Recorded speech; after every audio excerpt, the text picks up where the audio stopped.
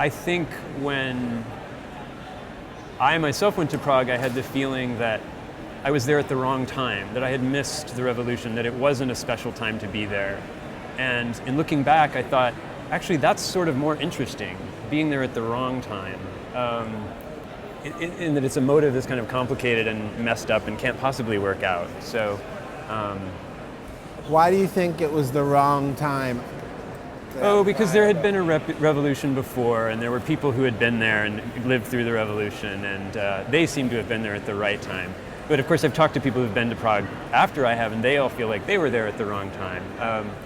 And I wonder if, that's a sort of feeling that young people always have, that they've just shown up and they missed the real event, and that's not the case. Like, your youth is the main event for you, wherever it is or whenever it is. I was there 20 years ago, so it was something to draw on, and it was just it was a unique place in that it's extraordinarily beautiful. And when I was there, everything was cheap. There was television was scarce, and there was no internet. So the only thing to do was sort of hang around, drink, talk, and read books.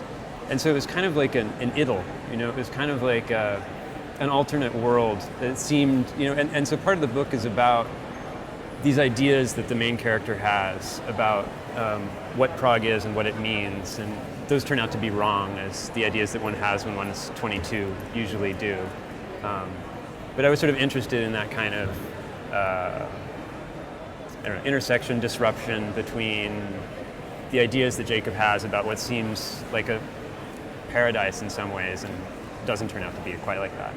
One of the things that came out is in what my reading of the book is that the loves of young people drawn together, and that sort of emotional bond that happens when you're far from home and with other people. Yeah, I mean, that's sort of the engine of the plot in a lot of ways. That there is this eros that kind of confuses the lives of some of them, but joins the group together. And I think that's something a lot of people in their 20s have, that they're not quite settled into couples yet, but they have this sort of group that they're attached to, and you're kind of finding your place in the world, and you do that through a group of friends.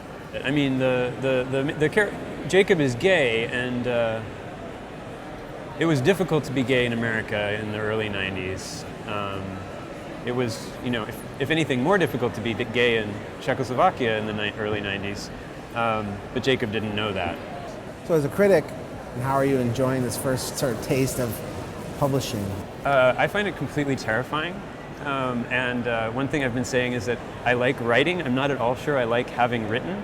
But wasn't that part of the the thought, like, I will go on a book tour, I will talk? No, it wasn't. This isn't the first novel I've written. I've written, half a dozen novels over the years, and they just ended up in the drawer. And I think some part of me thought this one will probably end up in the drawer too. And in a way, that's very liberating. Yeah, no one will see it. No one will see it, so I can write whatever I want. No one's ever seen any other ones, so I'm completely safe. So for it actually to be in the world is completely terrifying. And I mean, obviously I hoped for it, but in a way unexpected. So I'm very much adjusting to that. I've been a critic for a long time, 15 years more. So live by the sword, die by the sword.